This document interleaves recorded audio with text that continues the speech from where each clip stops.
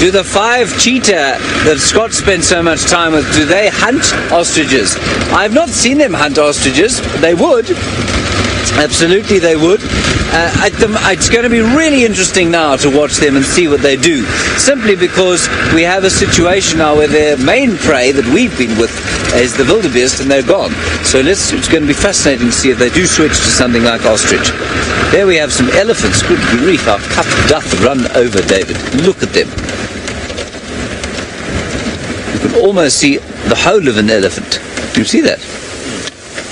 Unfortunately, we're in another traffic jam.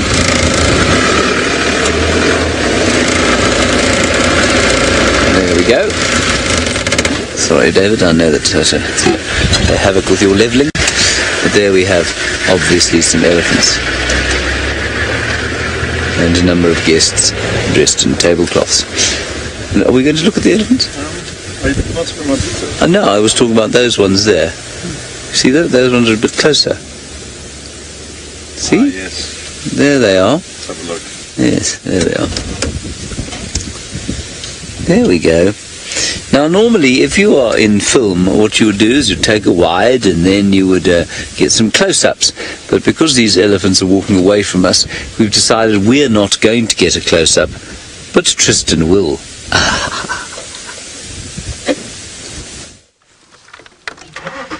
Indeed we will. Our Ellies are just crossing the road in front of us, so lots of them coming down the hill towards a wattle tree.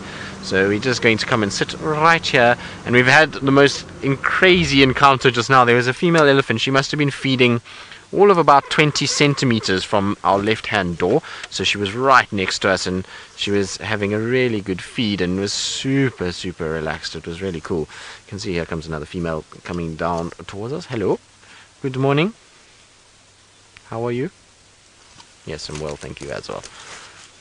There she goes. And so the wattle is what they're after. You can see they've obliterated this wattle. There's lots of debris all over the road, and the number of them have been feeding off it. So they like the cadmium off these wattles.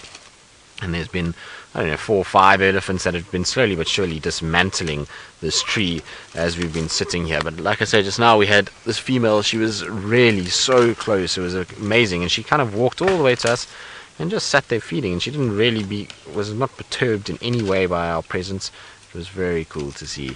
It's one thing about the elephants here in the Sabi Sands is that we get absolutely spoilt with some of these sightings where we have these elephants all around us, and it is the most magical thing to be in amongst them and to just kind of have them feeding around you, listen to them, and just be in the presence of them, because they've got a serious aura about them and a kind of atmosphere that is in close proximity to these guys. It really is a wonderful experience when you're in amongst them. So we've been very fortunate this morning, and certainly won't complain. I love spending time with big herds of elephants. It's the best thing. There's always somebody up to something, from little babies pushing one another around to the young males being quite boisterous, and females that are feeding and teaching their little ones to suckling.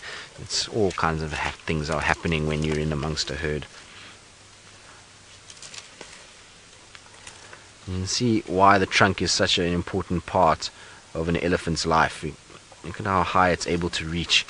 And unfortunately, that branch is not breaking at all. So on to the next one we go.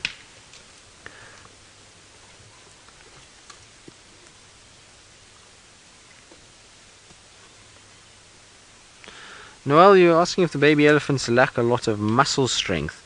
No, not really. They're just much smaller, so they just don't have...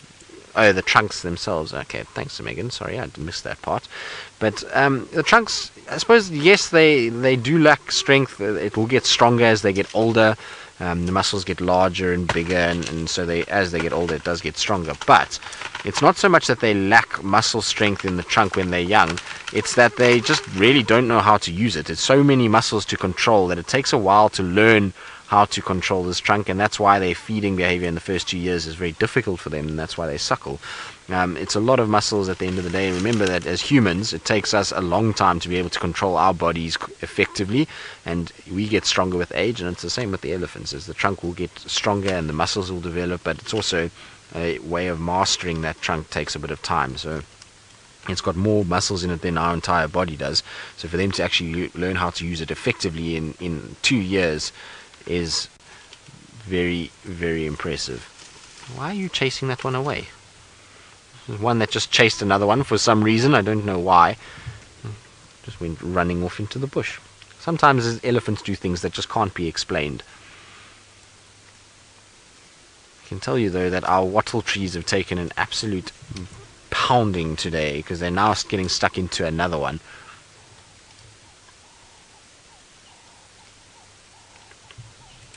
As you're wondering why there's no cars where I am but so many where James is, well, as it's two very different systems. So here in South Africa we're in a place called the Sabi Sand Game Reserve, which is a whole bunch of privately owned areas that have come together to form a game reserve. Now the privately owned areas means that only people that are staying at the lodges can access it, and it's a small number of people. We also control, because we're all in radio contact, we can control the number of vehicles that are around us. So if we're in a sighting, we only allow 3 vehicles maximum with us, and so through radio and talking to one another we can keep the numbers at that level. Whereas where James is in an area where there's a number of lodges as well as national park, and there's a lot of people that are going in there for day visits even, and so that's why the traffic there is a lot more than what you see here. If you go into the Kruger National Park and we had a herd of elephants on the road like this, you would see just as many cars as you're seeing where James is. In fact, probably more. I've seen sightings in the Kruger National Park of lions where there's over 100 cars that are there busy watching the lions. So it does happen in the Kruger Park too. It's just that this is private land and there's generally a very small density of people because the lodges only take so many, and that means that there's very little vehicle pressure. And I mean, some days we will have a number of vehicles that will want to get into a certain sighting, but things like elephants, people come and go and watch the elephants for 10-15 minutes and then they are onward to go and see something else. We just love spending time with elephants, and that's why we spend so long, and generally that means that we often get left with the elephants by ourselves, which is fantastic. So it's a nice thing to have, and I'm sure James and Taylor and Scott and Brent and Jamie, and as much as they love the Mara, will be very happy to come back to Djuma's quiet, intimate sort of moments where it's just them with the animal. I know that particularly James loves it when it's a little quiet and he can spend time by himself with animals. So, but hopefully that answers your question. Hopefully you understand a little bit more as to why it's like that.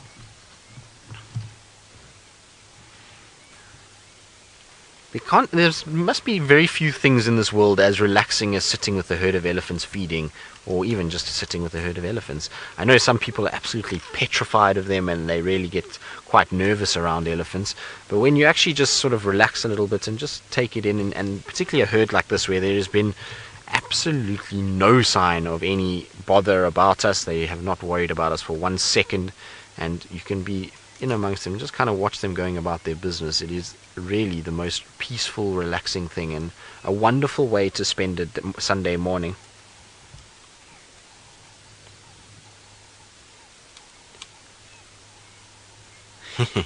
So James, thank you very much, I appreciate that. James is saying that he's so happy that the elephants have been so obliging for me and that they've spent a lot of time around us and we're having this peaceful extended sighting. Well, James, I can tell you that there's always a very big pleasure to be here amongst the elephants, and it's nice that you have noticed that, and thank you for that comment. It's very kind of you.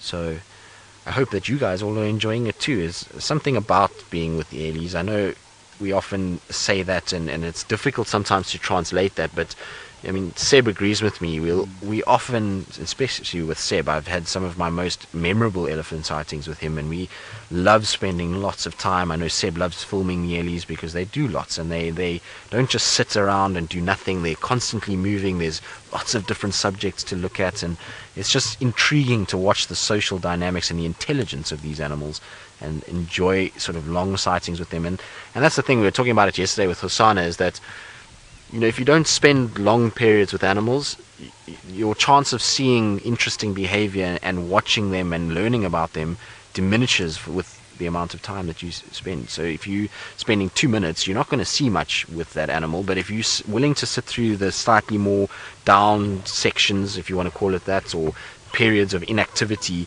and you're willing to wait it out and be patient, you're going to be rewarded with amazing things as you do. And you learn so much about the animal the more time you spend with it, and you get to see little idiosyncrasies in amongst the herds and or the animal that you're watching, and you get to learn a lot about them. So I always am a huge fan of finding an animal and spending long periods with it and just learning about it and watching it and seeing it going about its business as it would if we weren't there. I think there's always an adjustment period. Even though animals here are so relaxed to us, there's an adjustment period where they kind of notice us and they will watch us, and their behavior will be slightly different because we're there. And then after time they start to relax, like this herd now. They're no longer even concerned with us. The first time we came up, they were all kind of looking in our direction and they were watching us, but now we've almost become part of the herd themselves, and they're now doing what they would do even if we weren't here. So I think there's something in spending long periods with animals. It's certainly something that I like doing. I don't know, every guide is different, and some don't really like to spend a long period with each individual animal. But for me, if we have a goal of finding something and you find it, it's worth then just enjoying it and then spending as much time, because you never know what's going to happen. As we've seen so many times, is that you can be sitting and nothing's happening, and all of a sudden out of nowhere you'll find something else will arrive, or there'll be some sort of moment that you didn't expect. So for me, it's just, that's the best thing. And also at the end of the day, this morning is a very quiet morning for all the other vehicles. Nobody has seen anything else. There's in fact not one other sighting has been called in on the radio bar these elephants, and so there's nowhere really else to go and rush off to. It's just to enjoy what we've got and make do with the ellies, which is not the worst thing. Hey Seb. No, for sure not. Like I say, Seb loves the ellies as much as I do. Right, now we've got a few more ellies that are slowly coming down the hill and are going to head towards these two wattles on either side of the road, which is going to be fantastic for us. They're going to probably come feed here, and so we're going to sit and watch them. While we do that, let's go back to Taylor with her zebras, and not zebras with Taylor.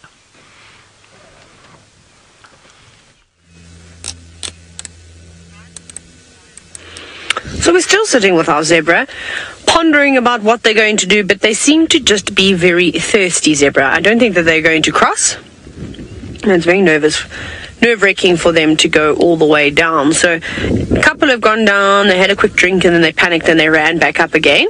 So let's see. Both herds have now joined too. So remember, we showed you the one herd, and then there was a second herd that was standing in the distance, wondering what was going to happen.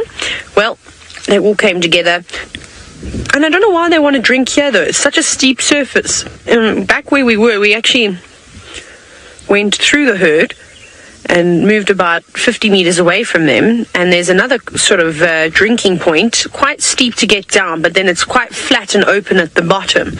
And to me, that would be a better spot, especially for so many of them. They could all fit, and they could all get up quite easily, too. And then they're all gathering again. Let's see if another brave one is ready to go down. Look at them all shaking their heads, swatting their tails. Lots of flies and midges. Something's wrong with our comms, Alice. I just wanted to let you know. I don't know why the things are not working like they're supposed to. I just want to check my earpiece out very quickly. I don't know. Can you hear fine, Craig? Was it quite soft? I wonder if it's my earpiece that's perhaps playing games with us. Sorry, I just took my earpiece out to have a little look at it. It just sounds like Alice is whispering, and I've got the volume turned up as loud as it can go. But there they are. No, I don't think they're going to cross. I reckon they might not even have a drink. All of them will have a drink here. Only a couple of them are. They're probably going to just keep moving on. That one showing. Oh, wow. Woo! That was so crazy. Sorry, now the volume is back and I had it turned up so loud. I'm now deaf. Right. We'll see what happens with the zebra. I might sit here for another 2 minutes and then move on. James, however, has got some lions. So yes, here we have two young males and a female. They're lying in the grass. One of them, well, two of them in the grass deeply, because it is windy, and I must say the weather is pretty unpleasant out here at the moment. There's a cold wind and not much sun, and the animals are all hiding from it, as these ones are in the grass. And then there's the other one sitting on the termite mound opposite the wind, so he's trying to hide away. from the wind on that side of the termite mound. But like our cheetah sisters did the other night, they tucked themselves in behind the wind for the whole night, and they were perfectly sheltered and comfortable where they were. So that's what's happening here. It doesn't look to me like they're about to get up and hunt anything. Does it look like that to you, David? And that's because there isn't anything around. There are a few zebra just behind where we are now, but other than that, everything here is very quiet indeed, and very peaceful. I'm just scanning the plains beyond, and there is naught in them. So these lions, their boon time is coming to a close now. Now, I mean, the village, like I said, the wildebeest could come back. There's no reason they shouldn't. We're not late in the season yet. But if they don't, suddenly now the life of these lions is going to become that much more difficult. They're going to have to make a real effort to hunt, in the same way that the lions at Djuma do. I don't think that they have to try any harder than that. But what has been a completely bonus-filled time for them is now drawing to a close, and that means they're going to have to work a lot harder. And that's possibly why they're looking a little depressed. Don't you think, David? Having to work hard can drive a lion to depression. They're not big on workaholics.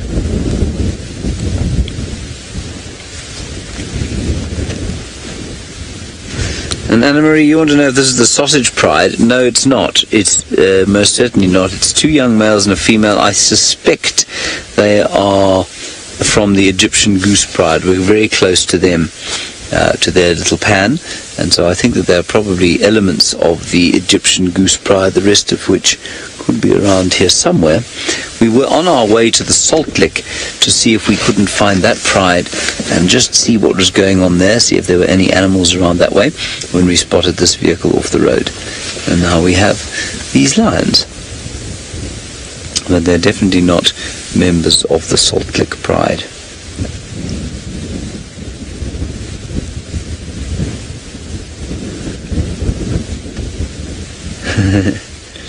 Stephanie, you make a very good point there. You say, do the termites on the termite mound not bother the lions at all? No, they don't. They don't crawl out and bite them unless they happen to be over an opening, in which case they would. But they don't. Termites, very unlike sort of defensive ants, will not come out of their nests or mounds and swarm over something and start biting or spitting formic acid at them. They very much don't do that. They'll, as long as the sort of lion is peaceably lying there, they'll be absolutely fine. And I mean, I've many times sat on a termite mound that is relatively active, and the termites could easily have come and bited me on my bottom, but they didn't. They're relatively peaceful, cockroach-like insects are termites. They're not violent like some of the ant species we have.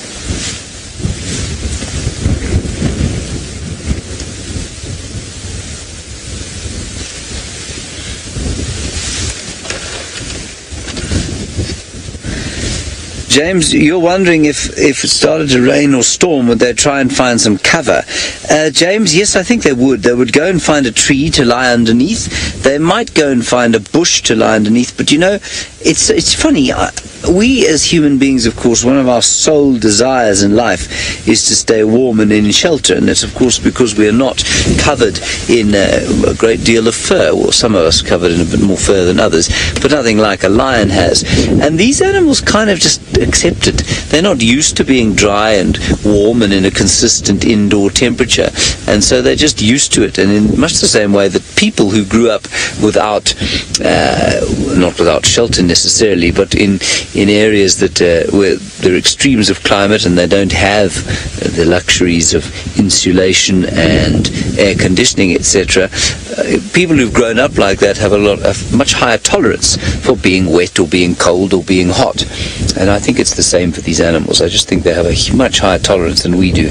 And so when we see them out in the rain, when they look bedraggled and miserable, I'm sure they don't feel quite as good as they do after a hearty meal on a warm morning. But I don't think, it's just something they accept. They don't think, gee, I have to get dry, because they know they can't. And they never have been. That makes sense? So, I mean, a pet, for example, a dog that lives outside, will just sit in the rain if it doesn't know that it can come in.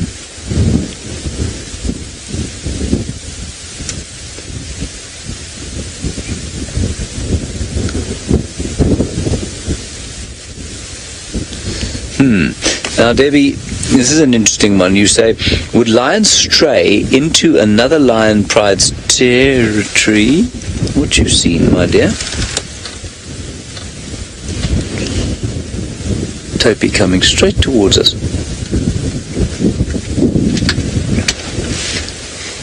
Just behind the pole, sorry. It's coming this way, though. I don't want to move. It's just behind the bush. Let's see what she does here. If we get a hunt now, I will be absolutely astounded. They're coming straight here. Go live. Go live. Coming straight past us here. Lions are up. Sit down. The male is going to make a complete mess of this, as always. He's a total imbecile.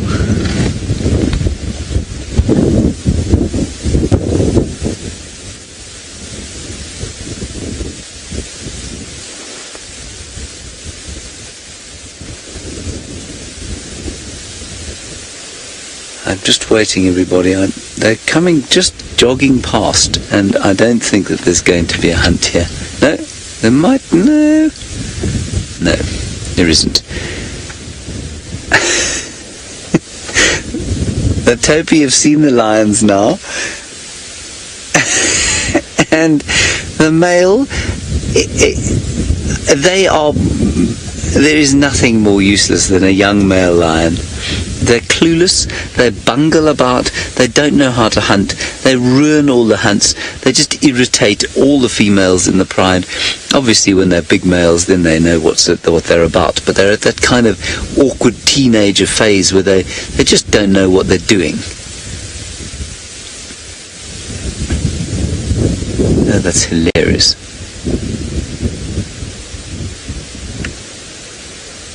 And the topi are watching. The lioness has just thought, I'm just wasting my time here. Absolutely no point in my doing anything with these two lumps around me. One of them hasn't even bothered to get off the termite mound. The topi are watching. Topi, of course, much too fast for these lions at this distance.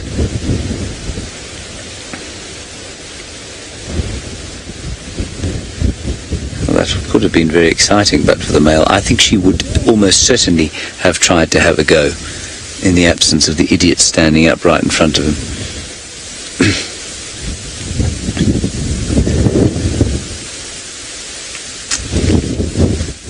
Yeah, Jacqueline, I think it's a very good point. Why would the female be so far away from her pride?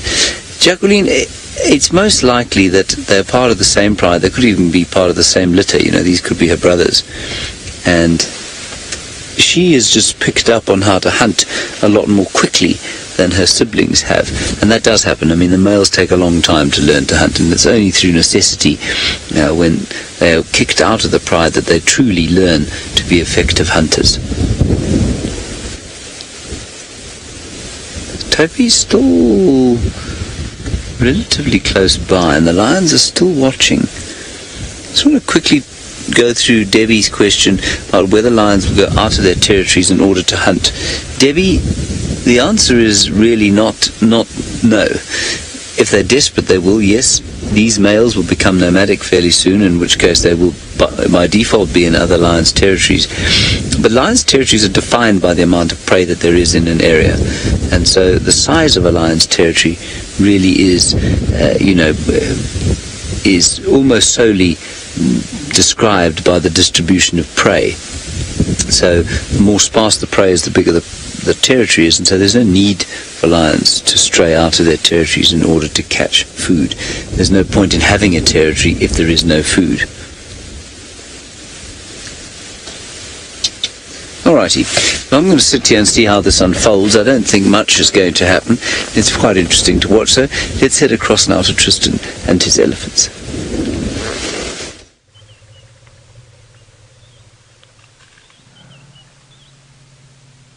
I'll allow elephant now and then. And the little calf's going to join fairly shortly. Look, you see how he puts his trunk out? He's just trying to scent to see if she's coming into estrus, and I think that she might be. He's going to be very lucky if he gets to mate, because he's still a small young fella. He's not in any way big or like the dominant males that we do get. Well, not dominant, but large males that we get here. And so he'll be very lucky if he does get to sneak in there. But I don't think she would even mate with him. She'll know that she's got to mate with a more powerful, bigger male than that. Slowly but surely they're still crossing the road, one by one by one. There's still a lot of them on our left side coming down the hill towards where we are. I don't know if the rest have moved further north. It doesn't look like it. They all look as though they're pretty stationary and all just having a good feed at the moment. So I don't think we're going to see them getting to the dam anytime soon at this rate. Seb, I'm going to go forward for you just so you've got more to work with, because it's difficult for Seb because of this little thicket we've got on our right hand side here.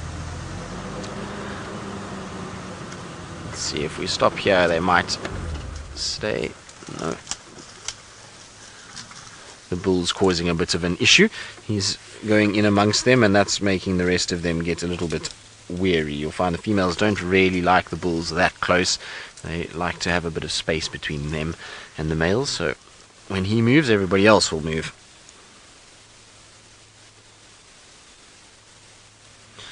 I'm just listening to the radio because it sounds like tracks for these cheetah are coming towards cheetah cut line, which is quite interesting because obviously we very seldom see cheetah anywhere near on Djuma. So I'm going to try and check cheetah cut line just now. I just want to hear how much closer they get, because at the moment the tracks are still very far from where we are but are heading in our direction.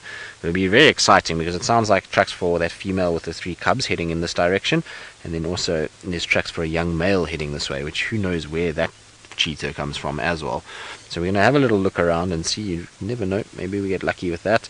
And there's also tracks for the Angama pride coming back west towards this area as well, but they're still very far. They're much closer towards the KNP boundary, but at least they're coming back west at the moment.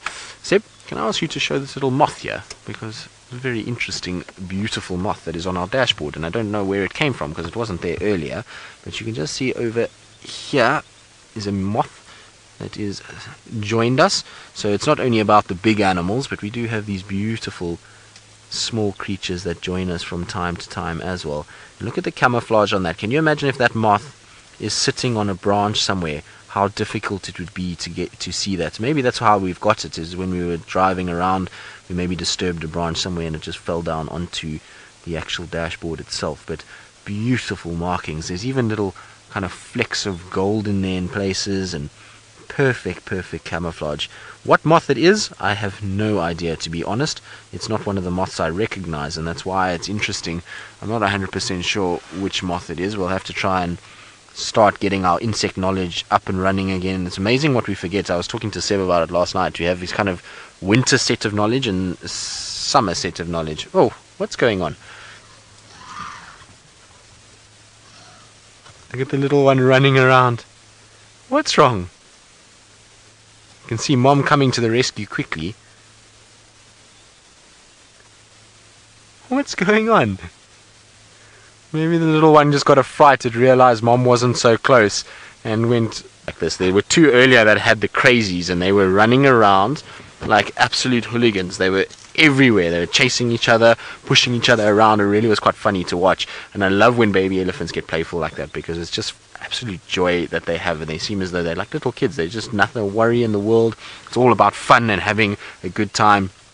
So it was really cool. And then unfortunately they broke apart. They're somewhere on my right hand side. It was one of the 2 little ones that came onto the right hand side, but they seem to have separated and not running too much. See, this one's running again. What do you want? What's going on? Are you showing everybody what a big elephant you are? Here we go.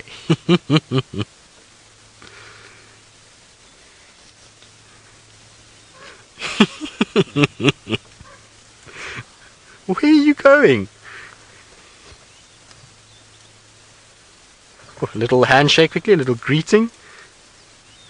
There's something about a little elephant when it runs that just looks awkward but so cute, and then that little trumpet on top of it is just fantastic. You've now joined the rest of them. You're going to settle down. It looks like it. It's very funny to watch. Everybody else is looking at this little baby as to say, what is going on with you? Why are you trumpeting and running around and exerting so much energy? It's starting to get hot now. It's not time to be running around.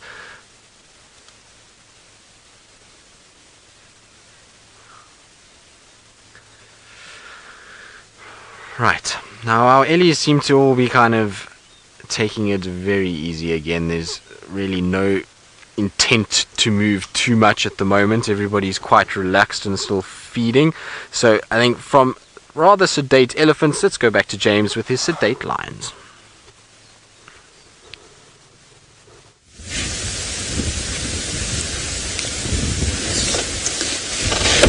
Now the topi have not left yet, and the female looked like she might try and stalk them again, but the male then stood up again and sort of went, going, and then the topi moved off again. This is what happens when you are trying to hunt with two male lions, or young male lions. The adults, very different, of course, much more competent. The topi, of course, are not in the slightest but worried, actually. They're standing here alarm calling, but they're so fast, and you know, at this distance a lion would have absolutely no chance whatsoever. But it's an interesting thing to watch, because what they're trying to do here is just make sure that they understand where the predators are. Because what they don't want to do is go blundering through this grassland and step into a pride of lions like that, because then they will just be devoured very quickly. They are no match physically in a wrestling match. They are no match for the lioness or the males. I mean, if the males could bring themselves to use their brains, they would. I mean, they're immensely powerful creatures. And I think it's a testament to the fact that they are living in a pride still, where they're not having to look after themselves.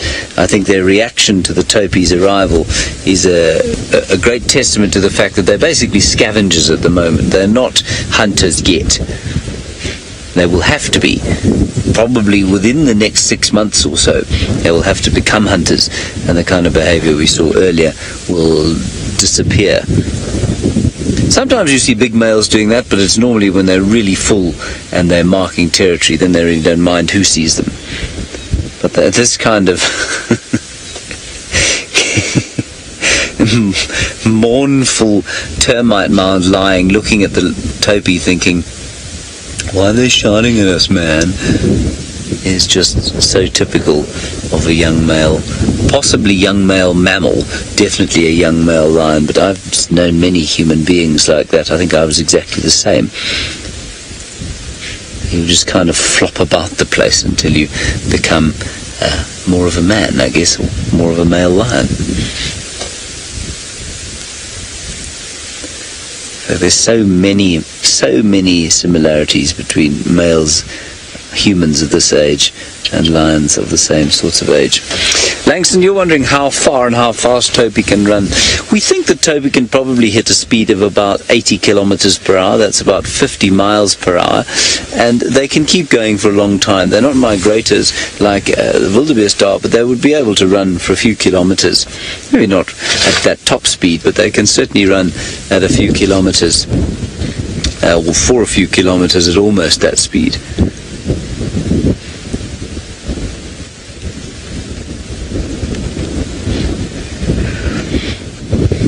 Lynn, I'm not sure. I think because the wind's up, you probably can't hear it, but their alarm call is like a very soft impala alarm call. It's just a... There, you can see it happening there. There. It's just a snort. But it's not a very... it's not a... It doesn't sound particularly alarmed. Like if you hear an impala alarm call, you can kind of tell what it is immediately, or a kudu with its bark. But this thing is a kind of sniff. Like I've got a little slight bit of dust stuck in my nose, let me get it out. Some zebra running in the background. Ooh, coming towards us. Nice line of zebra coming down this way. Now, I'm going to send Taylor a pin. Of course, she's going to be following the hunts as life goes on in the Mara, the next little while. And so what I'll do is just send her a pin, because this might be a good place for her to be this afternoon.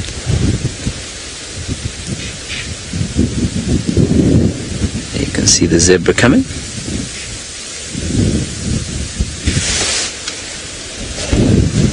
And the lions, of course, the male's seen them, the male in the grass has seen them. The less than enthusiastic hunter on the termite mound is oblivious to any potential meal. He looks like you might have to lead him by the paw to make him eat.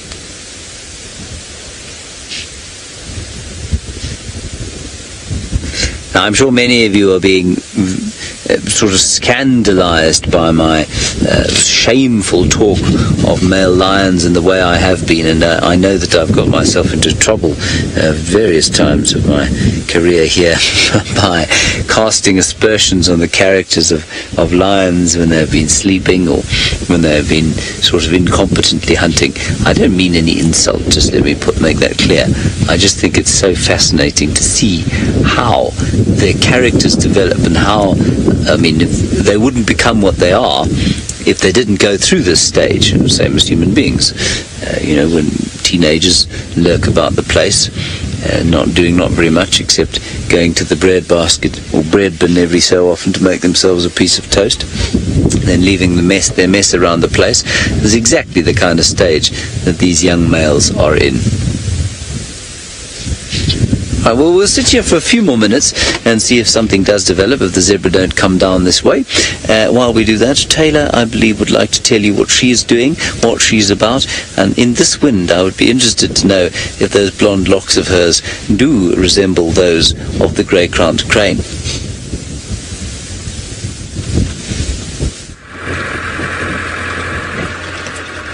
No, because it doesn't stand up straight. I can't, my hair's too long, but if I had short spiky hair, then I could totally do the crown crane. Look, let's see. Does it? See, it's too long. We need spiky bits. Maybe we can work on something. Yeah. Flop.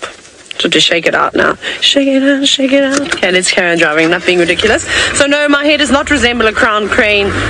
It seems like everybody's slightly disappointed about that. When I mean everybody, I mean I think Tristan and James. But anyways, I'm sorry to disappoint you fellas.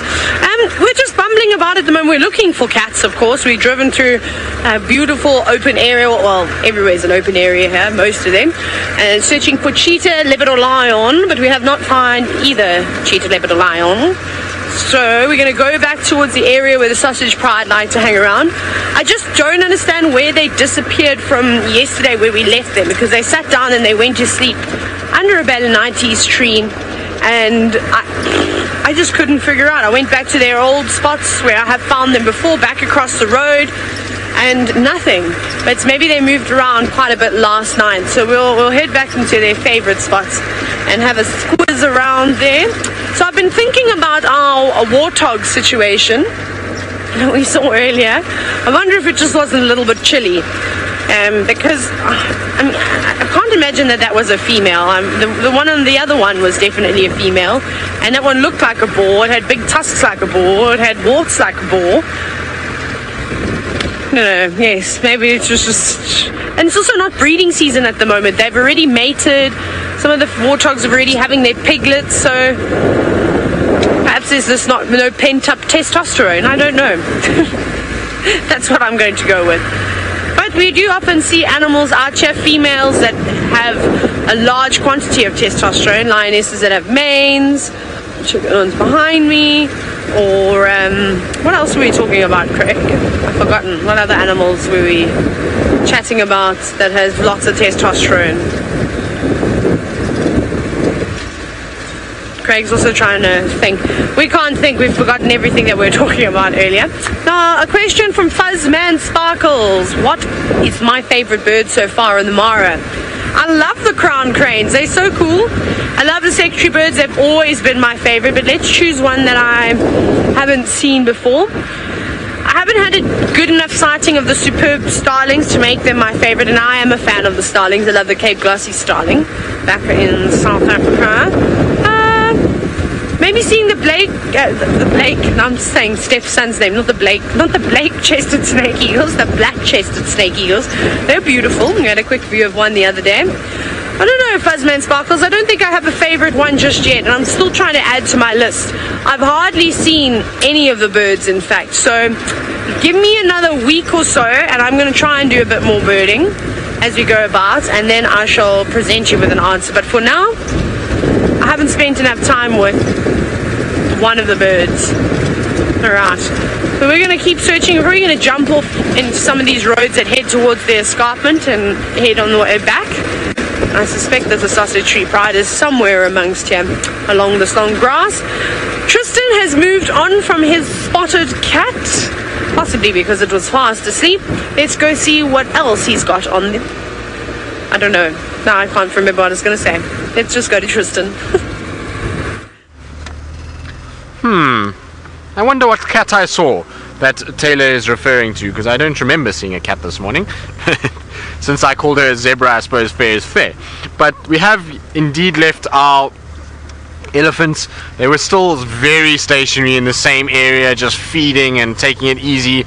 So I thought, well, let's gamble rather and come and check Cheetah Cutline very carefully for any signs of this cheetah and her cubs, because apparently they are mobile towards the cutline and they don't have the tracks coming out anywhere else. So maybe, just maybe, we get really lucky and we find her. I don't know if we will. They're still quite far from the boundary. It says about 500 meters from the boundary, so that is quite a distance in, but you never know. If she's still moving, she might be moving in this direction, and maybe we get lucky and we get a glimpse of this female and the 3 cubs. Apparently she's quite skittish. She doesn't really like too many vehicles, so it'll be a potluck if we get it, but worth a chance anyway. I think better than not trying, that's for sure. And seeing a female with cubs here would just be ridiculous. Now, in terms of cubs, they're not small, so for those of you that were wondering how big these cubs are, I saw photos of them last night. I just went and saw the guys from at close quarters, and they were showing me a few photos of them because they saw them yesterday,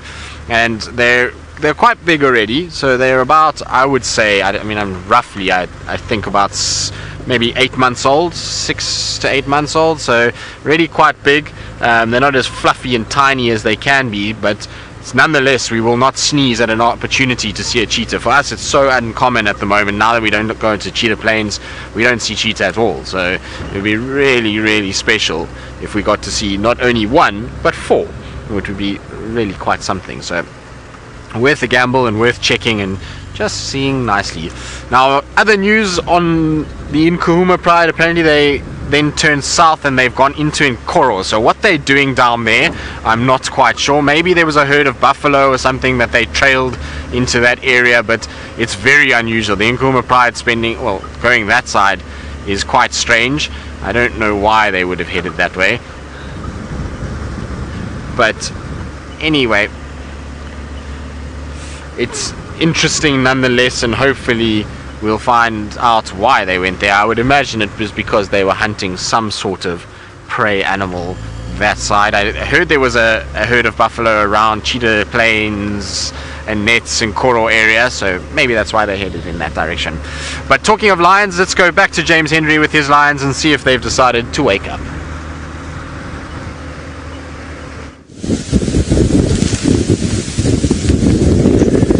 We're going to probably leave these, or we're definitely going to leave these lions in the next 4 minutes or so, and I just wanted to show you in the background we have got a large number of zebra. Those topi, the 3 of them, are still just running around the place. Don't know what they're up to. I can just see their heads over the horizon in the far distance with my binoculars. They've just been running. I think these zebra are heading down towards the salt lick. If I was to guess, I would say that they're moving down towards a sort of depression, perhaps looking for some different grazing that hasn't been touched for the last little while. I imagine just about all of the grazing around here must sort of taste vaguely of wildebeest dung, which I suppose isn't very pleasant. In the same way, I'm reminded, of course, of my brother and his his dislike of goat's cheese, where he says, "I don't like it because it tastes like a goat." And I imagine that the grass here tastes a bit like wildebeest. For a different reason, though.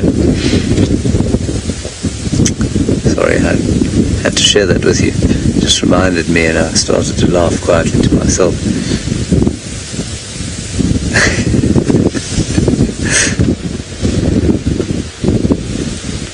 Oh, mister, I know the answer to this, but I've forgotten. Oh, I can't believe it. Mister, you want to know what the word Mara means? Doesn't it mean space? Open space? I've forgotten. I will find out for you, I promise. It means something like that. Or it means patchy, or patches. So, yeah, it's got to do with the mosaic kind of the nature of the landscape here. Patchy or patches. So not space. Well, space-ish. Space-ish, that's not a word. Good. Well, as the grass blows over these lions and over the feet of the zebra that are now migrating slowly towards the central south of the Mara Triangle, I think we're going to bid these sleeping lions, the one female desperately trying to find herself a meal and the two males desperately trying to ruin all of her best efforts, we shall leave them to enjoy their Sunday morning over here, and we're going to make our way back slowly towards the north. That is our plan. Is that okay with you, David? You're all right with that, are you? Good. How wonderful. I'd hate to put you out. David's very excited I'm going on leave, everyone.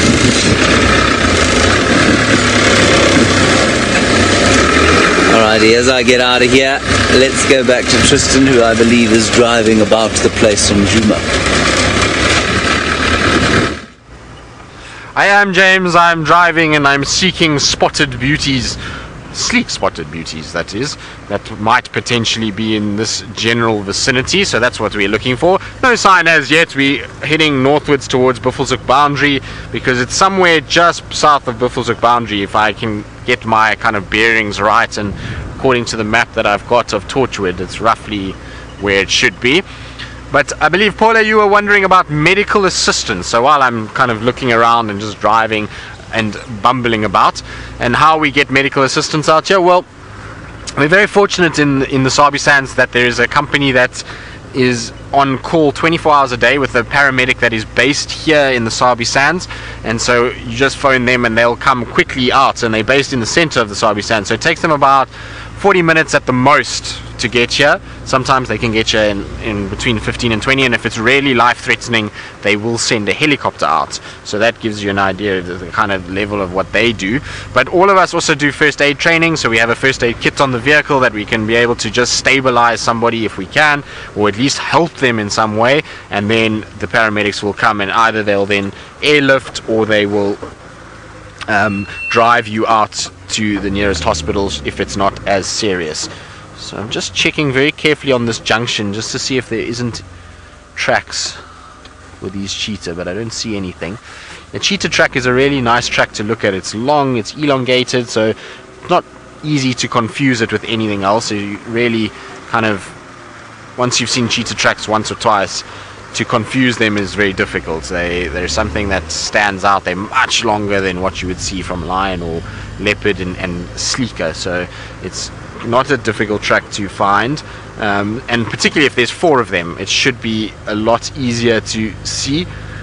But somewhere in this general vicinity to our north here is where they should theoretically come out if they maintain their direction. We also know with cheetah sometimes they'll mix and match and move, and sometimes they'll not keep one direction. They won't just go straight west, they'll go north and south a little bit, and it's difficult with these cheetah because we don't know them that well. You know, with the 2 brothers, we know roughly, when we were at Cheetah Plains, we knew roughly the routes that they would take and where to check for them, but these guys are pretty random, so it's difficult to say where exactly they go.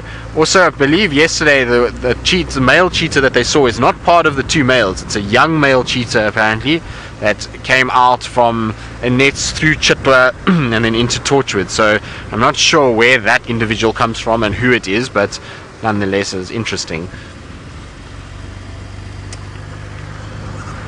But I don't see any sign at the moment. I'm trying to scan all the termite mounds because we know cheetah often like to use termite mounds, and I believe this family is often up on them. What's that in the road? There's a giraffe walking in the road. That's not a cheetah. Tall and, well, slender, but tall to be a cheetah at this stage. No tracks that I can see. Alas, I feel like they might still be that side and haven't quite gotten this area yet. You never know though, maybe this afternoon we get lucky and they come this way.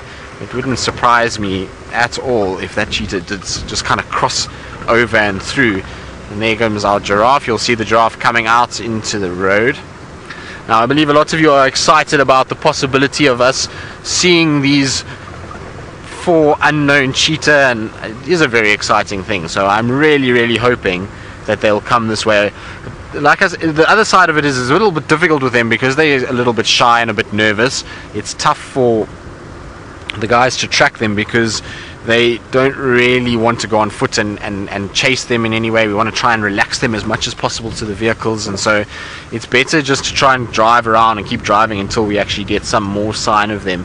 But apparently the block that they're in is quite large, and so it's going to be tough if they don't come out towards sort of Cheetah Cut Line or somewhere like that for us to actually find them.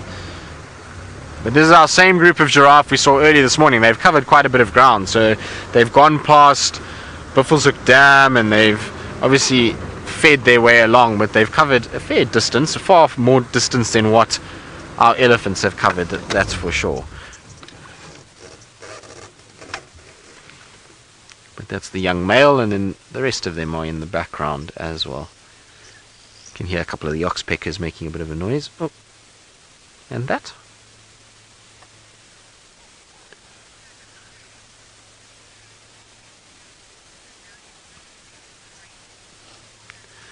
Chitty Chatty Meg, you're asking if giraffe don't get bugs because of a natural oil they secrete. No, they most definitely do get bugs. They get a lot of them, hence the oxpecker's presence. So whenever you see oxpeckers, you know that animals have some sort of parasitic insects on them. So particularly ticks is what they're mostly after, the oxpeckers. So they do get a lot of ticks, particularly around their legs and in the joints.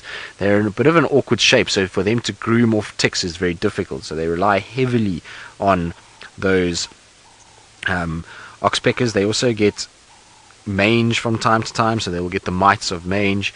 So there's no oil that they secrete that keeps insects away. They still get bugged by insects. That's why it's constantly got birds on it, and why they often walk over trees to try and just scrape off the stomach area or between the legs to just get rid of any parasites that they might have. Also flies will land on them, particularly biting flies. So a number of different insects that do bug them. But they are disappearing deeper into Torchwood. Hopefully we can trade cheetah for giraffe. Come on, Rusty. There we go. So Rusty's accelerator is still sticking slightly. I don't know why. We'll have to have a look at it. It seems all alright, but it might just be something to do with dust.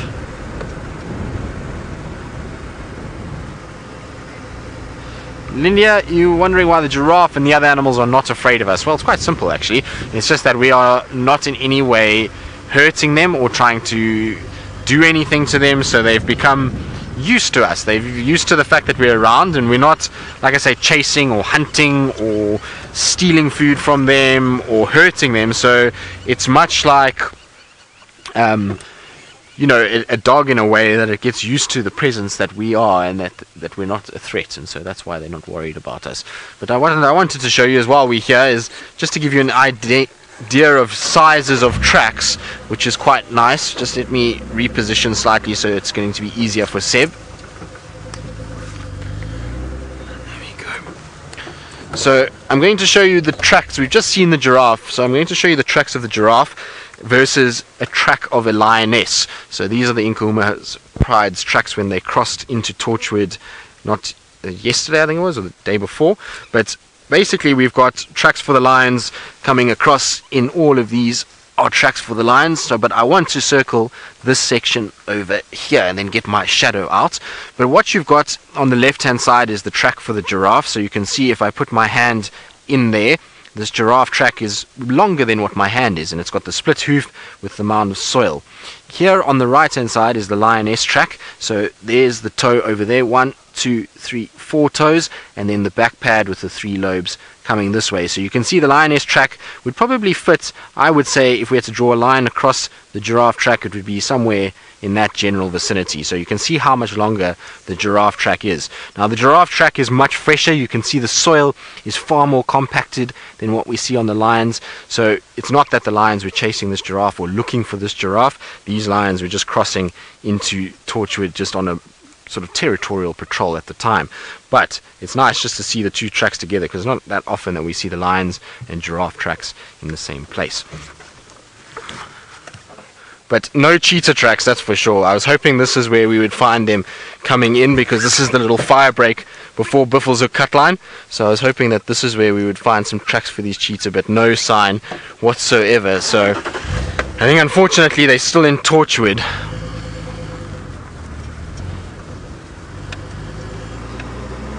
Steffi, we don't unfortunately have the Rothschild giraffe here in Djuma. Here in South Africa we only have one species of giraffe, the southern giraffe. In the Masai Mara and Kenya and Tanzania is where they've got a number of other species. So that's where you'll get Rothschild, Maasai, reticulated. So they're all up in that area unfortunately, so we don't see them. But they are a very pretty species of giraffe. They've all got different patterns and they are one of the prettier ones. No, unfortunately, no sign of these cheetah. This is where we have to turn because this is Buffelshoek. So we'll have to just try again this afternoon.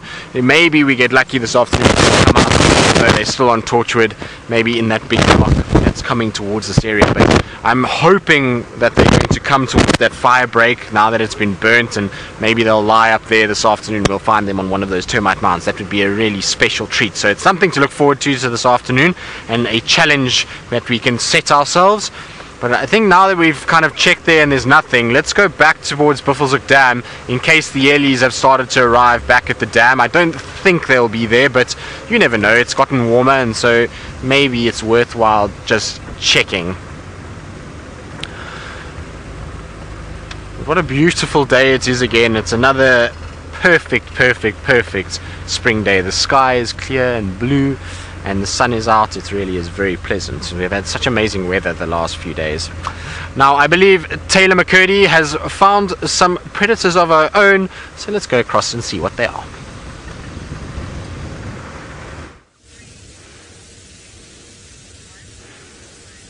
Look who we've got, 2 lions sitting under a desert date tree. Aren't they beautiful? Now one of them has a collar upon his neck. I wonder if it's not the Chelly boys, the 2 males that we had mating with a lioness near Hippo Pools. Remember, they are young, they don't hold any territories just yet, so they're moving around constantly, which will be quite cool. Now, I still need to find out some more information about the Chelly pride. All I know, though, is that these boys were recently collared, or one of them was recently collared, and they were born in 2014. That's it. That is my extent of this. These 2 boys. They look like the same lions. Here's the one with a collar. And they've got big fat bellies too. So apparently there aren't too many lions running around with collars, and particularly of this age either. So hopefully it'll be quite easy to identify. Let's have a look at him. Let's see if we can find any identifying features on the one with his head up before he decides to sit down. So on his nose is a little bit pink, and then on the left-hand side there's a little bit of a cut just above his lip. Can you see that? So that'll be a good thing to use, and he seems to like to snuggle up to his brother too. And a little bit darker. They've got quite a bit of blood on them. I'm not sure what they would have eaten, but fairly recent. Perhaps early this morning. And now they've found a nice spot to settle under there, under a shady tree. Not that there's much shade casted on there because it's quite overcast today. But that's very cool. So this is good for us. This means that they're going to sleep here for the entire day, especially with bellies of those size. Maybe it was just something like a small wildebeest, which would have been a great meal for the two of them. No wasting either. They could have devoured that whole thing, and then off they'd go. Look at that beautiful shot. Don't you think that's magnificent? That is now a wallpaper. Roshni, you said that what a nice spot they found. I think so. I think this is them done for the day. Look at them, stretching, trying to get comfortable. It must be quite painful to have all that food in your belly, and it must be quite uncomfortable. And I think that's often why they lay on their backs and stretch out like that, to provide some comfort. Lots of little flies and things hanging around on them. They are quite dirty though. They're still a bit covered in blood, so that'll be good for the flies. Will definitely enjoy that. Stinky cats too. They don't smell very nice.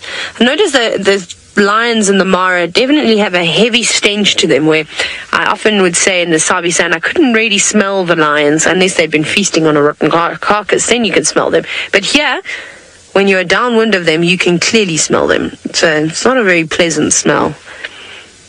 But they're lovely boys. And hopefully we'll be able to continue to watch them. I will try and come back here this afternoon and follow them around. Maybe they'll have a good sleep. I reckon they're only going to wake up a little bit later this evening though. Now, here's a question that we can debate about, and it's from Roshni, and is, do the collars affect the lions in any way?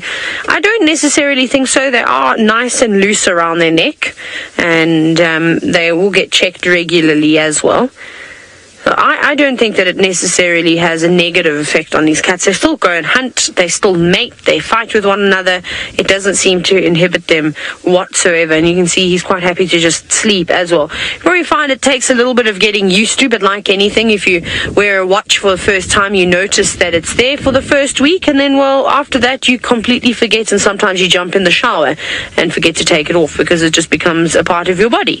So I think that's a very similar thing that happens here with the collaring of animals. Like I said, it's loose, it's not too tight. I think it's okay. But it was quite interesting the other night. We were watching when we had the school drive on, and you could see the collar was receiving or sending out a transmission. It sort of lit up a red, and there was a couple of green dots too. So what happens is that with these GPS collars is that there's not a constant signal all the time. Oh, look, an African grey hornbill. That's another one to add to the list. It's just landed above the lions. It sends a signal out every couple of hours or so. So it's not constantly feeding through to the satellite. That's nice. The same bird, we get these in South Africa too. African grey hornbill. Beautiful. You looking down on the lion? It's not alarming. I suppose it doesn't need to alarm. It's sitting high up in the tree.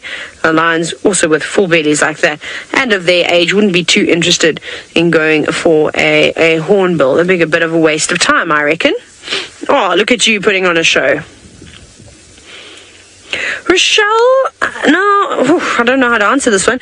Do lions ever dip themselves in the water?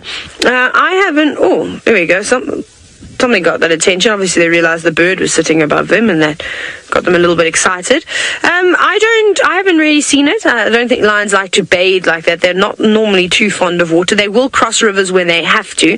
So you'll find lions in Botswana, for instance, in the Delta.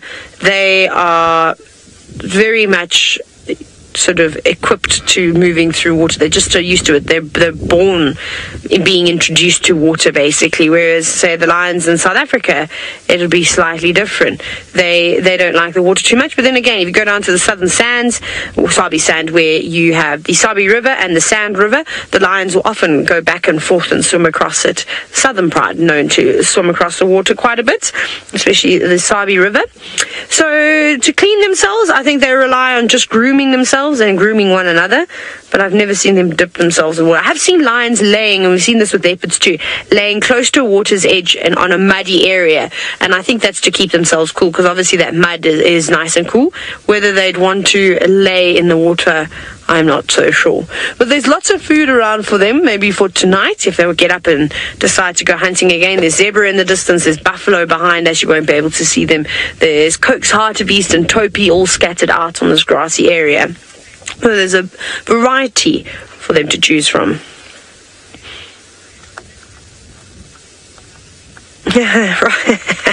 Roshni, you said maybe that Hornbill saw the large belly of those lions and didn't feel the need to alarm. Maybe. I think when they're sitting up in the tree like that and it is so open, they know the predator's there. I don't think there's any need to alarm at all, waste your breath. Rather just stay quiet. Sometimes that's the best thing. Again, we can learn lessons from animals. We don't always need to say something. Sometimes we're better off just zipping our lips and keeping quiet. Well, they're beautiful, aren't they? The one closest to us that's sitting up that doesn't have the collar, I wonder if he's slightly older. His mane just seems to me, looks like his mane has developed a little bit more. So maybe they're not, like I said, I don't know much about the Cherry Pride. Maybe they're not from the same mother. Maybe they're from the same pride, but different mothers and maybe born a month or two apart of one another. That could also be the case. But they're beautiful. I really am enjoying them.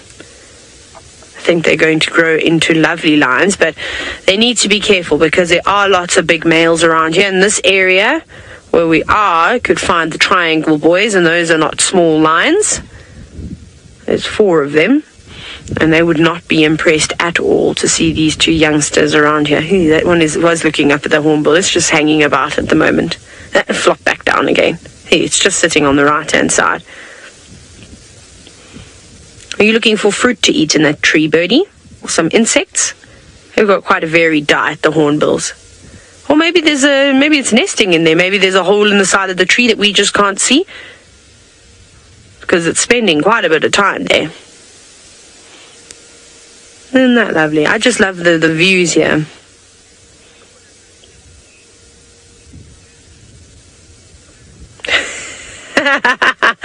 So the way that Alice just read this news is quite funny, I have to tell you. She said that Fuzzman Sparkle said that this tree is number 78 on his list, and I went, sure, I didn't know they had so many tree species here, but I'm just teasing.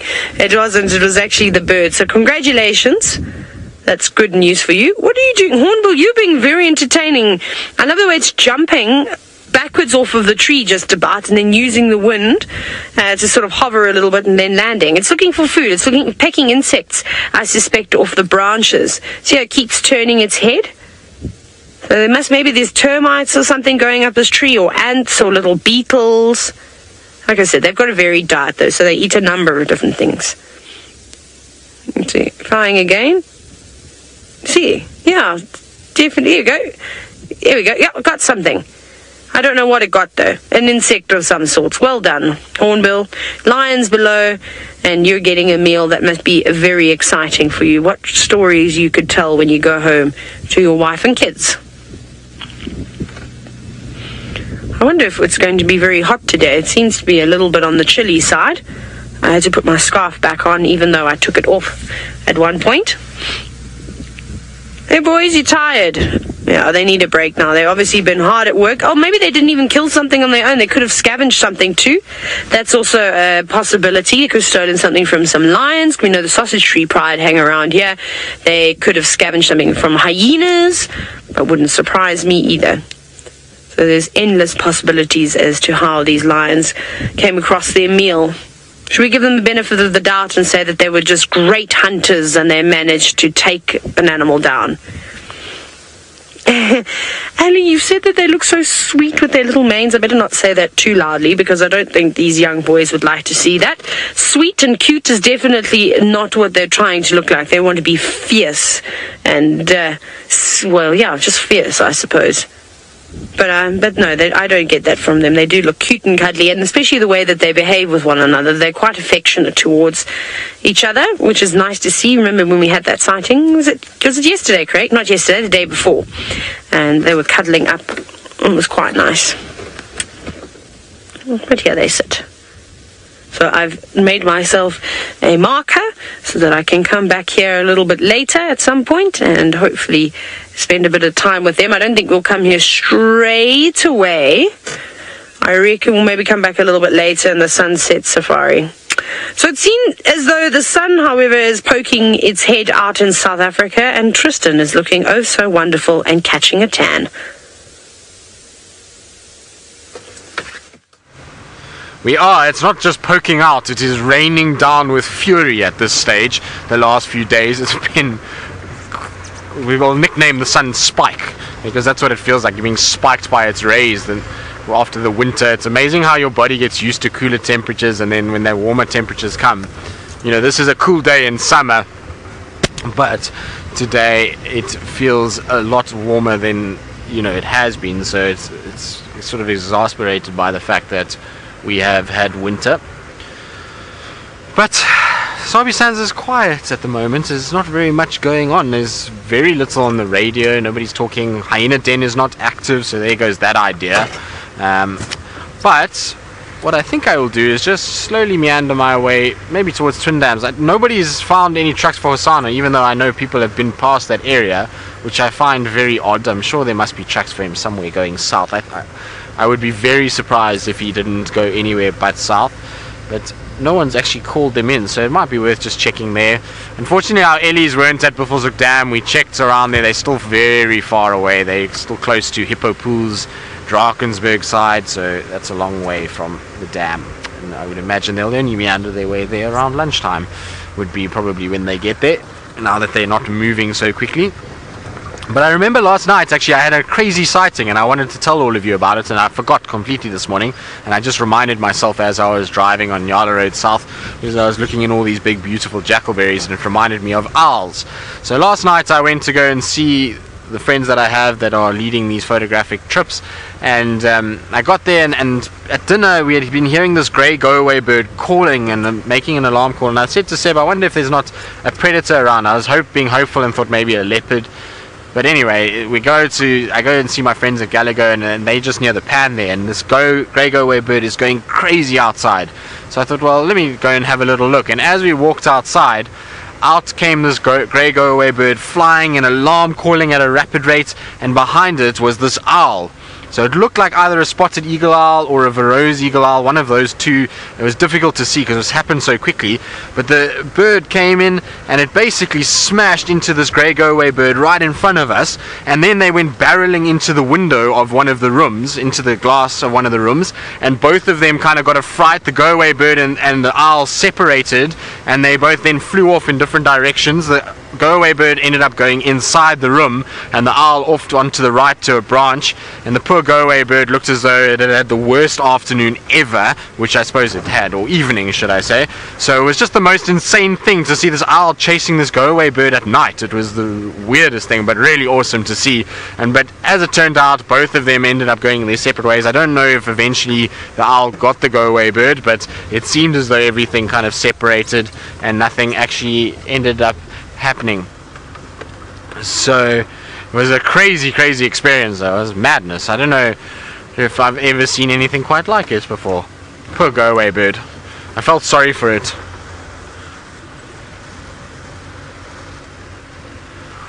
So I see here the guys are joking around on the radio now, calling in Waterbuck and taking standbys for it because it's quite quiet this morning, which is what some of the rangers have to do sometimes, just to amuse themselves as they drive around with very little happening.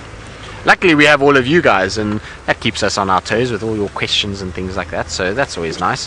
What are these tracks? Those are tracks for hyenas, so we're not looking for those at the moment. I wonder why our den hasn't been active. Everybody's been going there. I hope they haven't moved den, dare I say it. That won't be so nice if they have. Now, talking about Waterbuck on the radio and rangers joking about it and seeing them out and about and taking standbys, I believe James has got a very same Waterbuck in the Mara. Well, not the same one, but I suppose the same species.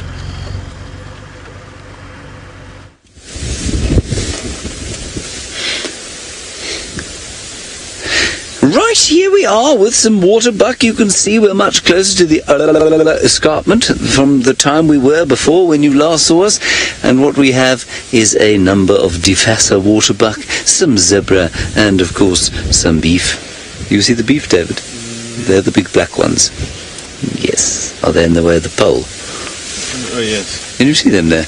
They weigh roughly 600 kilograms each, so they're not entirely invisible. Good. And they are in the realm, I suppose, of the Mugoro pride. Also the Paradise pride might come here, and indeed the triangulation of the sausage tree pride might also come into this area, and so they will be a little bit worried and staying away from the trees on the side of that laga there. And Tristan says it's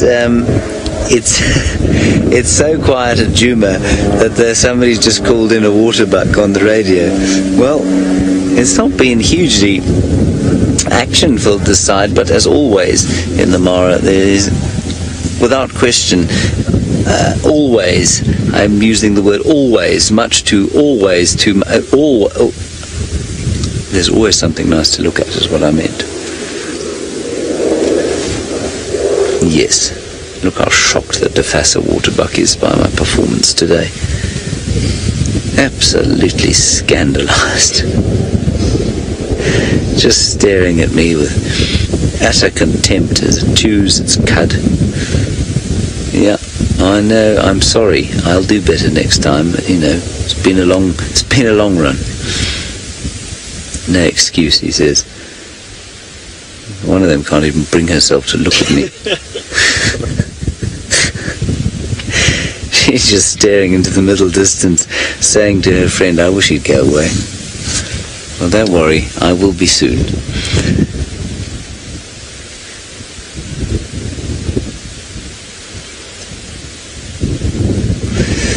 Now, our Laramore, you say that their legs are a very dark colour, like a bay colour on a horse. Well, I suppose they are, yeah. They are much darker than the rest of the body, aren't they? In fact, I've not noticed that before. They're much more multicoloured than the waterbuck we get in South Africa. Yeah. And they're much browner as well. And much more variable. So some of them are quite brownish, some of them are grey, some of them have got the black leggies, of course, and, well, Steffi's just figured out, of course, do we mean Steph or Steffi? Sorry, Alice, it's just... Steffi, you've said that their nose looks like a heart. It does. It's one of their features. And it's not only the Defasa waterbuck here, it is the waterbuck of South Africa as well. Yes, as you see, she's interested to know that now. I've given an actual fact. She's turned her head to me, although he's not quite as imbecilic as he seems. There we go.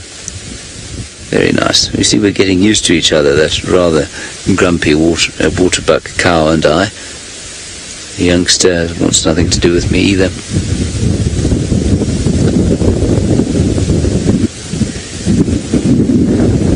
This is a really nice little collection of them. They're often around this area.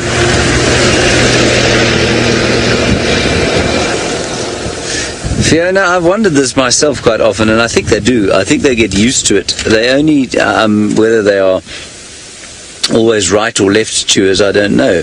Oh, well, this one's doing it both ways. Look at that.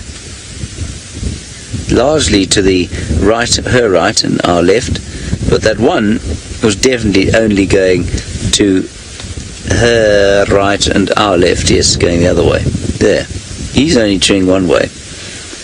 I suspect what happens, Fiona, is that their teeth would grind down to a certain extent, and they may then swap over as it becomes uncomfortable. But this guy's only going one way. Yes. I say guy, it's not a guy at all, it's a cow.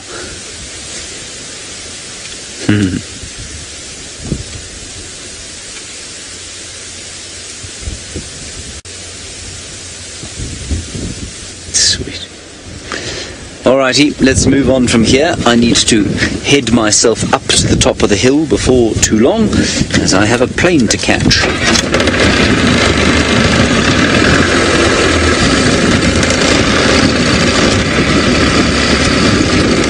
Kobe, a good one from you. You say, what's the most common antelope in the Mara apart from migration time? And obviously it would be a wildebeest. I would say, I'm going to say topi. I think they're probably the most common. They're certainly the most widespread. There are impala here. There are quite a few of them. But not that many. Probably more impala than there are topi because they're more concentrated. I'm still going to go with topi. I'm going to say topi. Nice question there. There's an impala. Goodbye, impala. See you on the flip side, as they say. I think that's what they say anyway. I don't know what that means. Let's see if we can't get one or two more interesting things before the end of the drive. Maybe a nice bird, a new bird for the bird list. We had a western banded snake eagle the other day, which was very pleasant indeed. I'd never seen one before. Right, cover your noses and mouths, everybody. We're going to go past somebody who's kicking up a bit of dust, not through any fault of their own. There's a driving wind. Just wave politely. Unlike any of them, they weren't polite at all. They were just rude. David, why do you think they don't wave? You think they're shy? All right. We're going to go through this herd of zebra and up towards the escarpment. While we do that, let's go back to Taylor and her lions. Well, we're not going to stay here for very long because they're fast asleep, and I know that they are going to rest here for most of the day. They've got their shady spot, paws are up, they're panting, they're full. They don't want to have anything to do with any other animal at the moment. They just want to relax. And we'll try and follow up on them a little bit later today, which would be very nice. But let's carry on. We're going to also start heading home. There's still a chance that we could find the sausage tree pride on the way home. So maybe we'll do that. We're just going to head back off-road. Back to our spots and off we go. Smack, you're wondering if the Mara has been active for the past few days. You haven't been watching. No, it's gotten a little bit quiet, and that's just because the herds have moved off. The big wildebeest, sorry, my mic pack's falling out. The big wildebeest herds have now moved south, we suspect, back into the Serengeti, which they typically do. Now, they normally will just follow the rains around. I don't know what the rainfall has been like in the Serengeti, if they've also had downpours, just like what we've been having. But the buffalo have come back, which is quite nice. The elephants and the buffalo don't seem to enjoy the large herds of wildebeest and zebra that are around. They normally move off and sort of scatter. But now that there's a bit of a break, we've been seeing big herds. And I would say the average herd so far, we've been seeing anywhere between 50 and 100 buffalo at a time. The big herds of zebra are around, although we started seeing lots marching south too. But you can just see as we drive along here, we'll go very slowly. We're not going to go and have a look at them because that's in the opposite direction that we're going, but those are the buffalo. And the young lions, we're watching them, but they didn't really seem to be too interested in them at all. Why buffalo be safe? But who knows? That could be a prospect for this evening, but we know how dangerous buffalo can be, and we know that that buffalo don't tolerate the lions after last night's incident. We're going to send you back into Tristan's car. He's still bumbling about. He's now stopped at another dam. I wonder what's there. Well, Taylor, we're at a Treehouse Dam, and we were trying to see if there was any sign of our scuba Steve, our hippo, or his friend, but no, nothing, unfortunately. So we're just having a little look around and just stopped and to see what birds are maybe lurking about. There's the obligatory Egyptian geese on the dam wall. They're taking it very easy, and there's a couple of blacksmith lapwings around. But other than that, it's a very sedate Sunday morning at Treehouse Dam. I think Treehouse Dam has given enough sightings over the last 3 days to have a bit of a break from everybody, so that's okay. And there's our Egyptian geese looking ever so proud and stately on top of the dam wall. And it's just nice just to stop and actually just look around. It's, often we kind of drive past the dam, don't spend too much time if we can't see anything and drive off, but it's nice to sit here and listen to the sounds of all the different birds that are around and watch what's happening. There goes one of our blacksmith lapwings, feeding along the edges of the water. They love to kind of go along and just pick up anything that they can in those shallow little edges. I'm surprised there's no three-banded plovers. They're normally around as well. I haven't seen any of them yet. And there's the odd starling that's dipping down, but no sign of either of our hippos, strangely enough.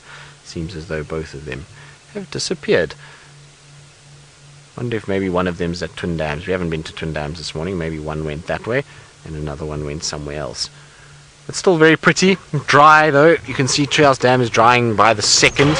Lots of mud on the edges. So it's getting very low now as well.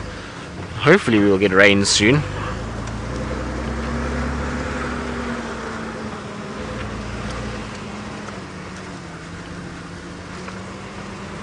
Stephanie, you want to know if crocodiles ever change water holes? Most certainly they do.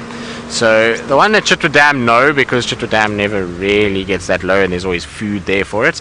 But the ones in these kind of pans, yes. I don't know if you were watching in the beginning of the year, Stephanie, but we had a crocodile that went from Little Gowrie to Twin Dams, from Twin Dams to Buffelshoek Dam, from Buffelshoek Dam back to Twin Dams, and in fact Brent actually tracked it on one of the bushwalks and found it under a bush one day. So they do move between water sources, particularly when it's in the summer months. If there's a bit of rain, they can go from like puddle to puddle as they go and explore what's out there. Particularly younger crocodiles that are not that established in a big water hole like Chitwa. If there's maybe a sub-adult crocodile there, it might then do that and walk around. So they do walk quite extensively, and you do find their tracks from time to time. It's the weirdest thing when you're driving around and all of a sudden there's a crocodile in the middle of the road. You remember at Lion Sands there used to be one that used to walk a lot between two of the dams there, and often at night we used to come across it walking along the road and just kind of doing its thing. It was really weird.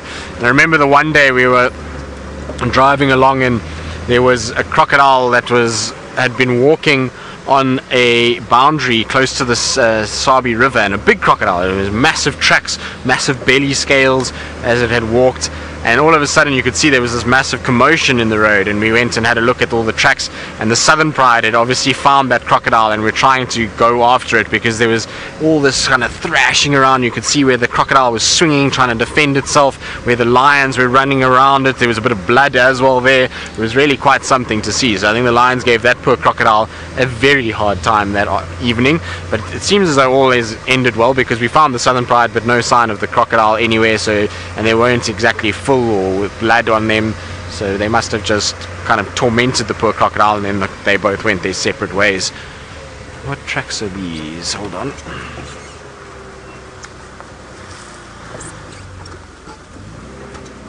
No, I thought I saw tracks there, but alas, there isn't anything.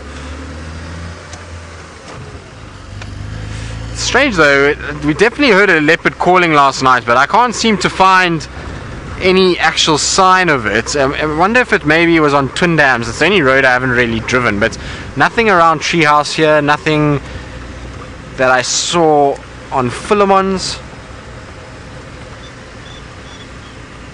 There's a francolin making quite a racket. Where are you? Can you see it, Seb? It's right here somewhere.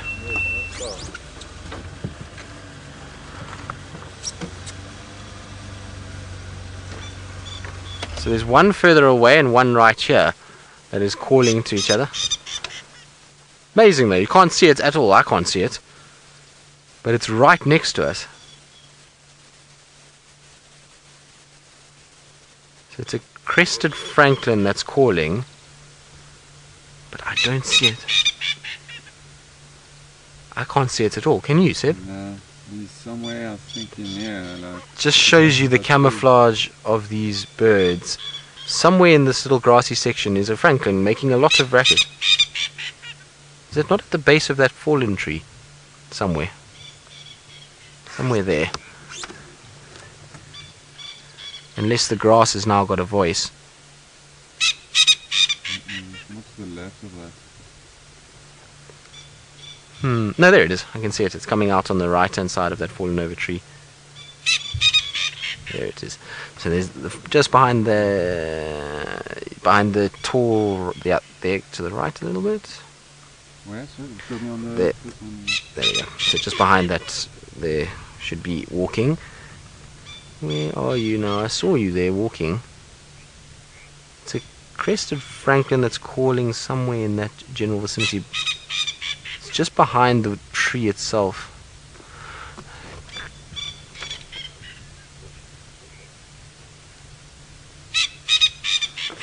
Right, well we're going to try and see if if we can't find these birds, because they're making a whole bunch of noise and I can't see them at the moment. But I'll try and have a look, and while we do that, I think let's head back to James Henry Commander Bond, who's going to go on leave and wants to say goodbye all of you, and we wish him the best on his travels.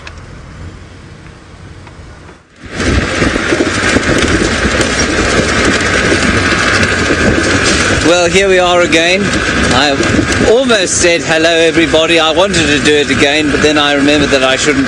Many of you have commented that you don't mind my saying hello everybody every time, and for those of you who thought that somebody had asked me not to, no, it was just me that didn't like the way I kept repeating myself. I thought it was unimaginative and uncreative.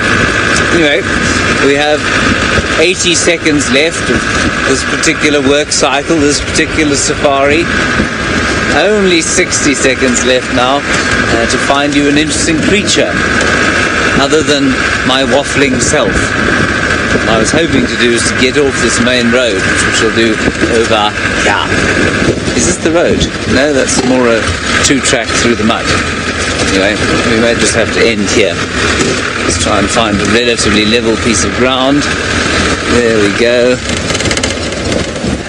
Is that alright, David? It's relatively level. Let me sit over here while I say goodbye to the good people of the Safari Live community. There is the Waterbuck defosser. Okay, everyone. It's time for me to bid you farewell for the next little while. I hope that you have a wonderful time in my absence. I'm sure that you will. Thank you for coming on our drive with us. Thank you for your questions and your comments. Big thank you to Tristan and Taylor, of course, and their associated camera people and all the people in the content team. Until I see you next, I hope you stay safe and happy wherever you are in the world. Bye-bye.